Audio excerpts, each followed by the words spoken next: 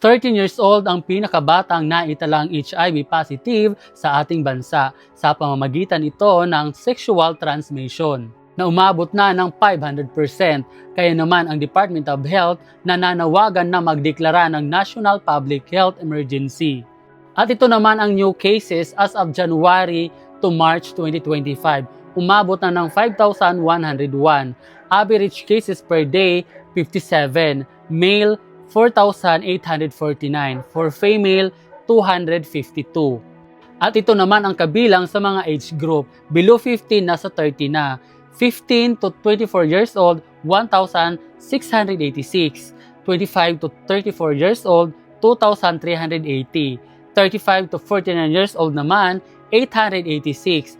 50 and older, 115. And still counting pa rin sa mga susunod na araw. At ito pa ang malala, according to DOH, karamihan ng HIV case dahil sa men-to-men sexual. So, 95% of our new cases are men having sex with men. Hindi siya sa sex worker na babae.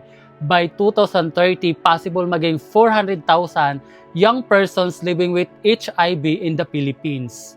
Kaya naman sobrang nakakaalarma ang balitang ito. Panahon na para magkaroon ng proper bimbangan, education at maging open-minded sa ganitong usapin.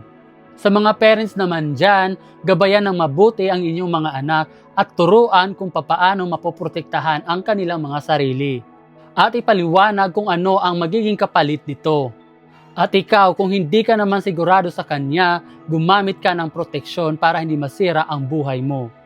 Kung na-expose ka naman sa HIV at kung anumang STD, kaagad na magpa-consult sa doktor. May nakita pala akong isang post online. Researchers in Australia have just found a cure for HIV or AIDS. Sana totoo to para magkaroon na ng cure sa ganitong sakit. Kaya ikaw, ingat!